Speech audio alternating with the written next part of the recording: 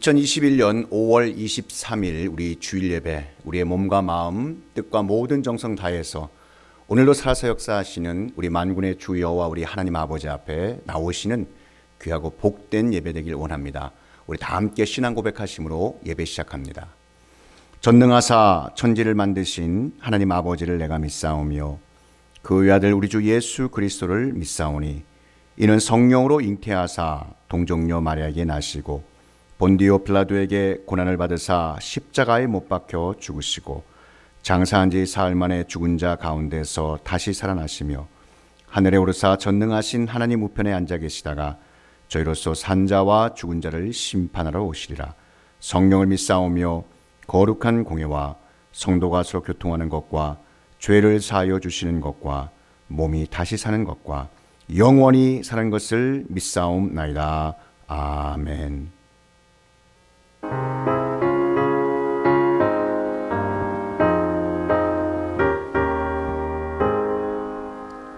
나 주를 멀리 떠났다 이제 옵니다. 나 죄의 길에 시달려 주여 옵니다. 나 이제 왔으니 내 집을 찾아 주여 나를 받으사 맞아주소서. 여호와께 돌아가자. 우린 돌아서도 그는 변치 않네. 여호와께 돌아가자.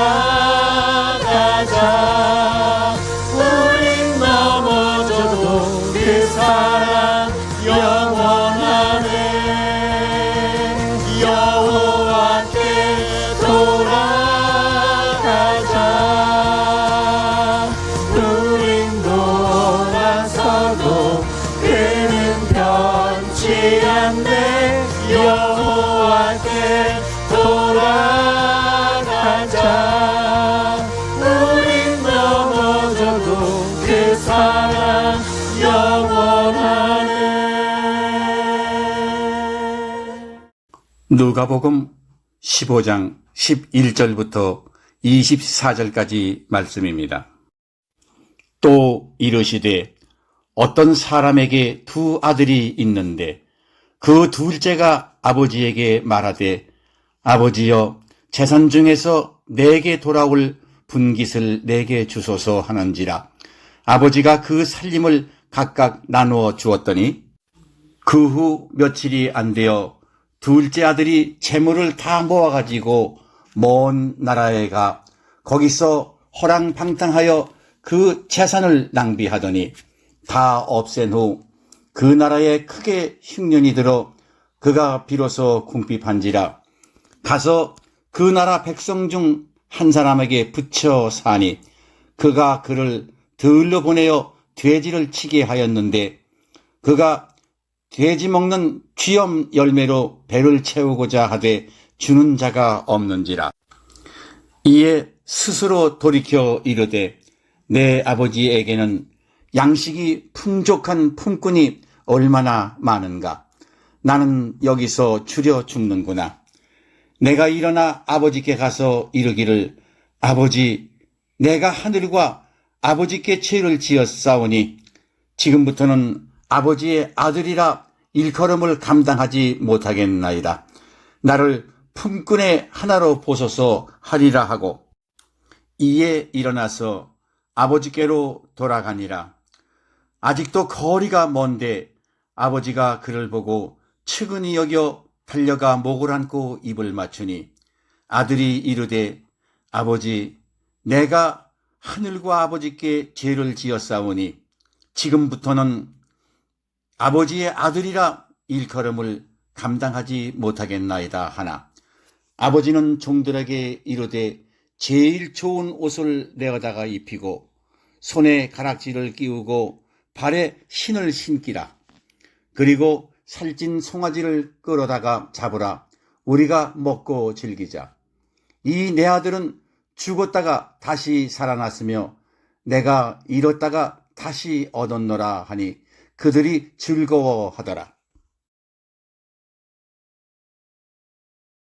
십자가 사랑을 통해 돌아온 자녀 이야기, 우리 둘째 아들 탕자, 누가복음 15장 11절에서 24절 말씀입니다.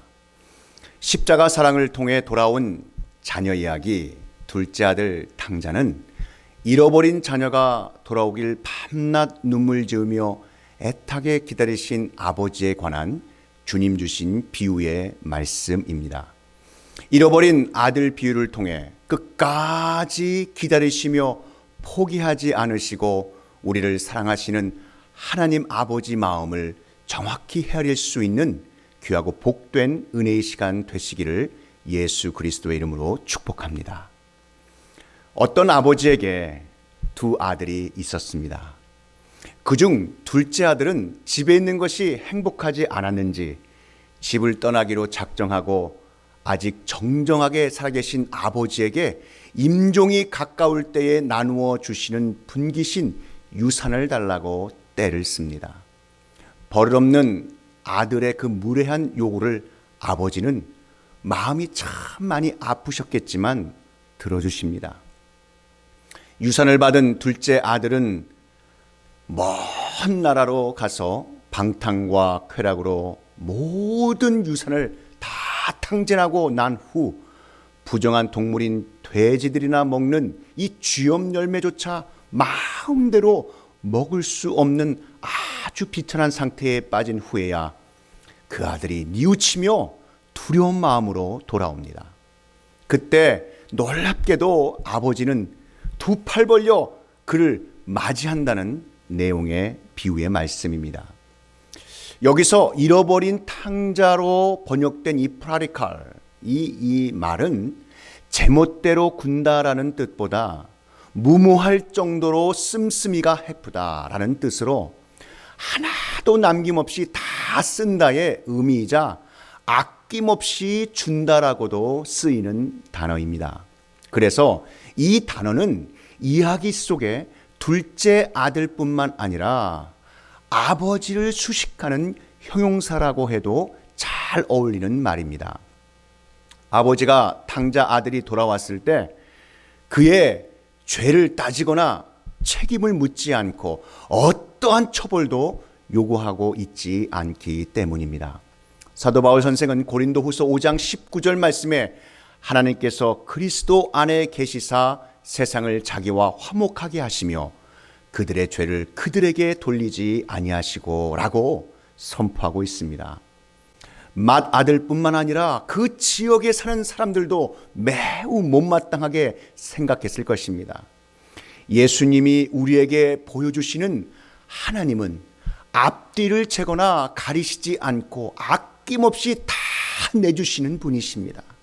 잃어버린 자녀인 우리를 위해 독생자 예수 그리스도도 아낌없이 내어주시는 하나님, 그분은 우리의 아버지 되십니다.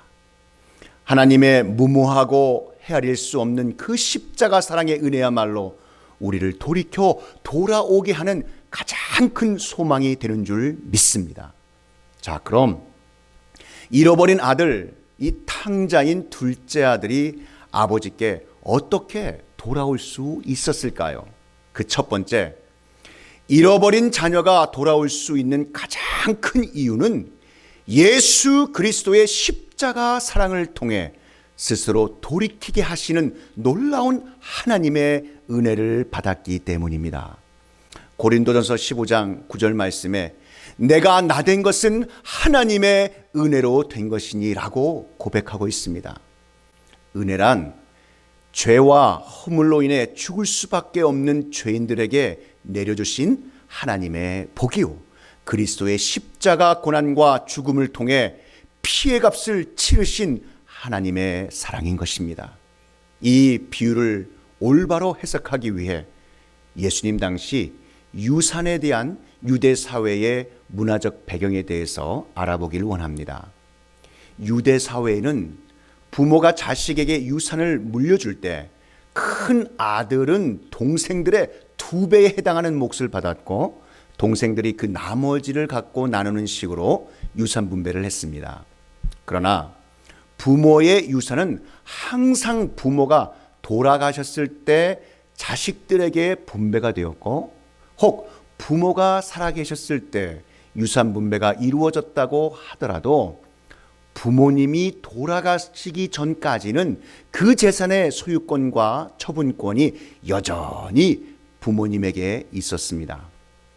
자식들은 부모가 돌아가서야 비로소 그 재산의 처분권을 행사할 수 있었습니다. 부모와 자식 간의 이 예의와 지켜야 할 규범으로 지금보다 훨씬 엄격했다는 사실을 알 수 있습니다.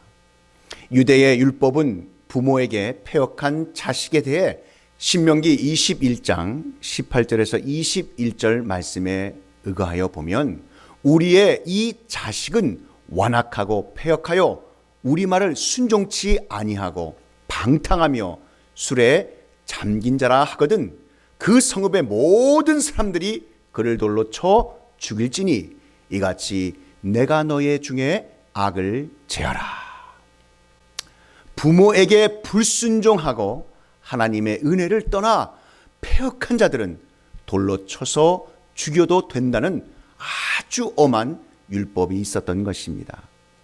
본문 누가복음 15장 12절 말씀에 보면 그 둘째가 아버지에게 말하되 아버지여 재산 중에서 내게 돌아올 분깃을 내게 주소서 하는지라 아버지가 그 살림을 각각 나누어 주었더니 오늘 이 본문 말씀에 우리가 눈여겨봐야 할 단어는 살림으로 번역된 헬라어 비오스입니다. 이 헬라어 비오스는 생명을 뜻한다는 데에서 우리는 매우 주목해야 할 부분이 있습니다. 결국 아버지에게 이 둘째 아들이 요구한 것은 아버지의 목숨을 찢어달라는 것이었습니다. 그런데 아버지는 그 아들을 너무 사랑하기에 그대로 생명을 나눠준 것을 뜻한다는 말씀입니다. 이 비유를 들은 당시 유대인들은 둘째 아들 탕자의 이야기를 들으면서 분노를 아마 이기지 못했을 것입니다. 그렇게 철저한 가부장적 사회 속에서 아버지가 아직 정정하게 살아계신데도 불구하고 감히 유산을 청구하고 그것도 모자라 처분까지 행사하기 위해 먼 이방 나라로 도망간 아들입니다. 당시에는 아버지가 살아계심에도 불구하고 아버지의 유산의 처분권을 행사하려 했던 자식들을 살인자와 같이 죄인으로 취급했습니다. 그건 곧 아버지가 빨리 죽었으면 하는 마음에서 나온 아주 패역한 행위라는 것입니다. 그래서 그러한 자식은 아버지를 죽인 자식으로 취급받아도 무방한 그러한 시대였습니다. 결국 둘째 아들은 그 재산을 허랑방탕하게 다 써버리고 유대인들의 탈무드에서 이렇게 언급해 말을 하고 있습니다. 돼지를 치는 자는 저주를 받을지어다 라고까지 기록해 놓았을 만큼 혐오하는 돼지치기가 되었습니다. 왜냐하면 그 당시 이 돼지치기는 유대인들이 개나 이렇게 부정하게 취급된 이방인들 중에서도 그 종이나 하는 가장 천한 일이었기 때문입니다. 그래서 이 비유를 듣는 유대인들은 둘째 아들을 개보다 못한 자로 여기게 된 것입니다. 그러니까 이 이야기를 듣던 사람들은 더욱더 큰 분노에 여러분 사로잡히지 않았겠습니까? 그러한 분노를 일으킨 탕자인 이 둘째 아들이 아버지께 어떻게 돌아옵니까? 본문 17절 18절 말씀 이에 스스로 돌이켜 가로되 내 아버지에게는 양식이 풍족한 품꾼이 얼마나 많은고 나는 여기서 줄여 죽는구나 내가 일어나 아버지께 가서 이르기를 아버지여 내가 하늘과 아버지께 죄를 얻었사오니. 여기서 스스로 돌이켜라는 말을 주위에 읽으시기 바랍니다. 성경의 번역만 보면 마치 이 회개의 주도권이 이 본인인 둘째 아들이 스스로 회개하는 것처럼 보이지 않았습니까? 여기서 스스로 돌이켜라는 이 헬라어 에이스 헤아우톤 데 에돈이라고 하는 이 문구는 자기 자신에게로 되돌아왔다, 자기 자신을 되돌아보았다, 자기 자신을 거울로 비추어 보았다라는 뜻입니다. 둘째 아들이 배가 고파 돼지 우리에서 돼지들과 쥐염 열매 쟁탈전을 버리고 있었던 이 자신의 모습을 거울로 비추어 보고 자신이 돼지와도 같은 삶을 살고 있다는 것을 알게 되었다는 의미입니다. 그렇게 되기까지 누가 그에게 개입을 해야만 합니까? 하나님 아버지의 자녀들이 죄의 메인 자신의 모습을 어떻게 여러분 발견할 수 있을까요? 우리 성령 하나님, 즉 하나님의 자녀 자신이 죄인됨을 깨닫게 되는 유일한 길은 하나님 아버지의 그 크신 은혜에 의해서입니다. 탕자의 비유 앞에 여러분 두 비유가 더 있습니다. 그 첫 번째가 잃은 양의 비유이고 두 번째가 잃은 드라크마의 비유입니다. 이 두 비유에서 보면 잃어버린 양이, 잃어버렸던 이 드라크마가 주인을 찾은 적이 없습니다. 목자가 100마리의 양 중 나머지 99마리를 두고 그 잃은 양 한 마리를 찾아다녔던 것이고 10 드라크마 중 이 한 드라크마를 잃었던 여인이 등불을 켜고 빗자루로 쓸며 그 한 드라크마를 열심히 찾은 것입니다. 그런데 예수님은 그렇게 주인에 의해 찾아진 것들을 죄인 한 사람이 회개를 한 것이라고 두 번이나 반복해서 말씀을 하신단 말입니다. 따라서 두 비유에서 회개란 잃은 양을 찾은 목자나 잃은 동전을 찾은 여인이 전적으로 주관하는 것이지 잃어버렸다가 찾은 양이나 동전 스스로 회개할 수 있는 것이 아니라는 것입니다. 찾는 자의 품 안에 돌아올 때까지 끝까지 포기하지 않는 그 사랑의 열정을 우리는 이 본문에서 발견할 수 있게 되는 것입니다. 그리고 이어지는 것은 탕자 비유로 회개하는 둘째 아들이 등장하고 있습니다. 돼지 우리 속에서 돼지같이 부정한 자신의 모습을 올바로 깨닫게 되는 이 찾아짐의 사건이 일어난 것입니다. 둘째 아들이 한 것이라고는 자기에게 주어진 제한된 아버지의 재산을 가지고 자기 자신의 행복과 쾌락을 위해서 돼지처럼 산 것밖에 없습니다. 그런데 어느 날 하나님의 은혜로 하나님을 떠나 스스로의 행복과 만족을 추구하며 사는 그 삶이 돼지 우리 속의 돼지 같은 삶이며 자신이 추구하는 세상의 힘들은 돼지가 먹는 쥐염 열매라는 것을 올바로 깨달아 알게 된 것입니다. 아버지의 사랑의 마음이 그에게 은혜로 임하자 자신이 그렇게 원하던 세상 삶이 정작 어리석은 돼지 같은 삶이었음을 깨닫게 된 것입니다. 예수님은 유대인들이 개 취급도 안 했던 사마리아 땅에서 자신을 찾아온 이 죄인들을 둘째 아들에 비유하여 바리새인들과 서기관들에게 제시하고 있는 것입니다. 지금 너희들의 율법과 관습에 위배되는 그 둘째 아들의 행위 때문에 그를 죽이고 싶을 만큼 분노하고 있다는 것을 내가 잘 알고 있다. 그래, 맞다. 그들은 율법에 의하면 그렇게 돌에 맞아 죽어도 마땅한 자들이다. 그러나 하나님 아버지의 은혜와 예수 그리스도의 십자가 사랑은 그러한 자들의 더러움까지도 모두 덮어 씌울 만큼 위대한 것이다. 이렇게 말씀하시고 계신 것입니다. 이 십자가 사랑을 통해 잃어버린 자녀들을 돌아오게 하시는 하나님의 그 불가항력적인 크신 은혜가 저와 여러분에게 충만하시기를 축복합니다.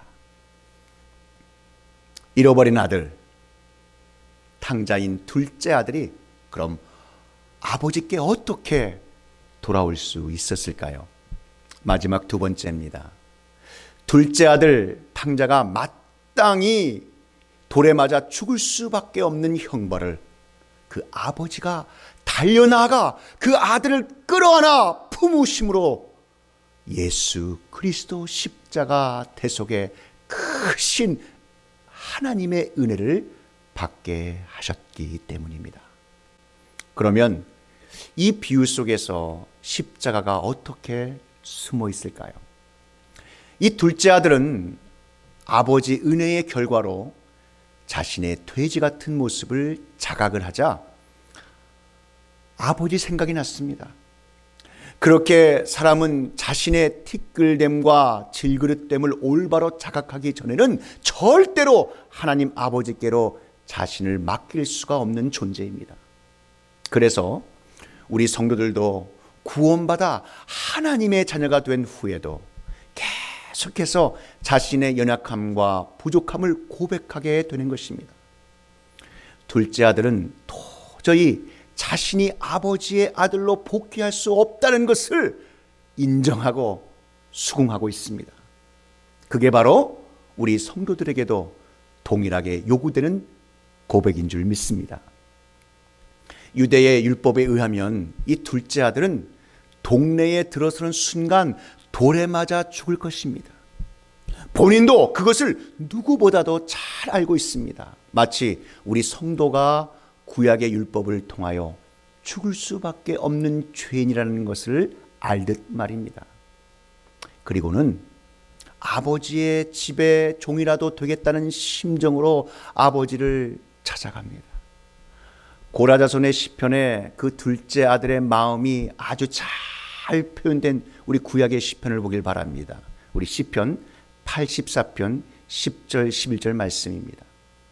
주의 궁정에서 한 날이 다른 곳에서 첫날보다 나은즉 악인의 장막의 거함보다 내 하나님 문지기로 있는 것이 좋사오니 여호와 하나님은 해요 방패시라. 여호와께서 은혜와 영화를 주시며 정직히 행하는 자에게 좋은 것을 아끼지 아니하실 것임이니이다. 아멘. 이건 단지 오늘 비유에 나오는 둘째 아들과 고라자손의 고백이 아니라 하나님의 은혜를 입은 모든 하나님의 자녀들의 입에서 궁극적으로 나와야 하는 고백이어야 하는 것입니다. 둘째 아들이 자신의 모습을 처절하게 깨달은 뒤 돌에 맞아 죽을 각오를 하고 아버지께 돌아갑니다. 그런데 아버지가 문 밖에서 그 아들을 기다리고 계시다가 거리가 아직도 먼데도 뛰어나가 그 아들을 맞이합니다. 당시 유대 사회에서는 우리 조상들과 마찬가지로 어른이 뛰는 것은 아주 천박한 일인데 왜 아버지가 아들을 확인하자마자 냅다 뛰어가셨을까요? 아니, 그보다 먼저 그 둘째 아들이 아버지가 사는 동네로 돌아갔다는 이 예수님의 말씀을 들은 바리새인들과 서기관들이 여러분 어떠한 장면을 기대하고 있었을까요? 동네 사람에게 발견이 된 둘째 아들이 동네 사람들에 의해 돌에 맞아 죽는 장면을 누구나 떠올렸을 것입니다. 그 둘째 아들이 저지른 일은 당시 사람들에게 있어서는 10번 맞아 죽어도 할 말이 없는 그런 죄였기 때문입니다. 당시 유대의 관습 속에서는 아버지의 목숨과 같은 유산을 물려받아 처분까지 해버렸으니 그 죄는 죽어 마땅하지 아니하겠습니까? 이제 아버지가 왜 뛰어나가셨는지 여러분 아시겠습니까? 아버지는 그 아들이 다른 이들에게 맞아 죽기 전에 먼저 달려나가신 것입니다. 엄밀히 말해 아버지는 아들을 기다리다가 발견하신 것이 아니라 아들이 나간 그 순간부터 아들의 삶에서 한 번도 눈을 떼지 않았던 것입니다. 그와 같은 분이 바로 우리 하나님 아버지십니다. 하나님을 떠나 자기 마음대로 살고 있는 자기 중심의 삶이 얼마나 어리석은 돼지와 같은 삶에 불과한 것인가를 깨닫게 해 주시느라 아버지는 아들의 그 패역함을 잠시 허락하신 것이었습니다. 누가복음 15장 32절 말씀에 이 내 동생은 죽었다가 살았으며 내가 잃었다가 얻었기로 우리가 즐거워하고 기뻐하는 것이 마땅하다 하니라. 아버지는 집에 나갔다가 돌아온 둘째 아들이 죽었다가 살아난 자라라고 말씀을 하고 계십니다. 아버지의 뜻을 헤아리지 못하고 아버지를 떠나 자신의 쾌락과 행복만을 위해 살았던 둘째는 율법에 의해 죽어 마땅한 자입니다. 그런데 아버지가 일방적으로 그 자식이 죽었다가 다시 산 자라고 선언해 버리시는 것입니다. 여러분, 그가 언제 죽었다가 살아났습니까? 그런데 아버지가 그렇게 선언을 해버리시는 것입니다. 이게 바로 복음입니다.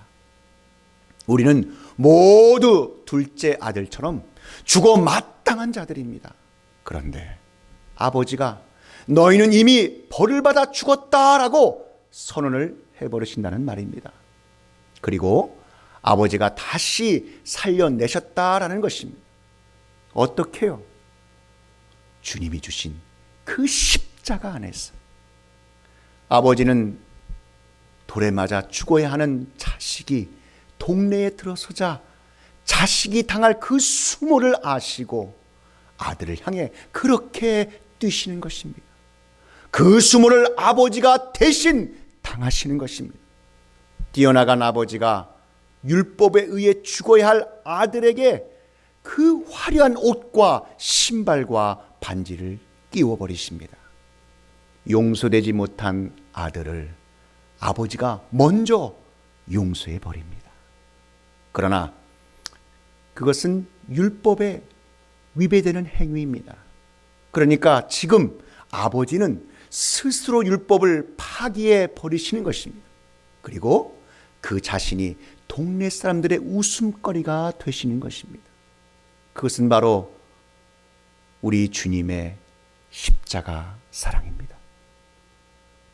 아버지 스스로가 율법을 사랑으로 허무시고 아들을 율법으로부터 자유롭게 만들어 버리시는 것입니다. 그런데 아버지는 자식을 위해 율법을 허무신 대가로 사형 언도를 받으십니다. 그리고 집행이 됩니다. 그렇게 해서 아들이 살아나는 것입니다. 이것이 복음이며 이것이 구원인 것입니다.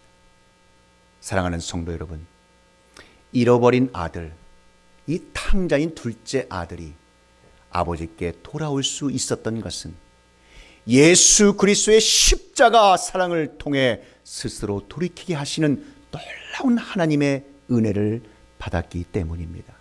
또한 둘째 아들 탕자가 마땅히 돌에 맞아 죽을 수밖에 없는 형벌을 아버지가 달려나가 그 아들을 끌어안아 품으심으로써 예수 그리스도 십자가 대속에 그 크신 하나님의 은혜를 받게 하셨기 때문입니다.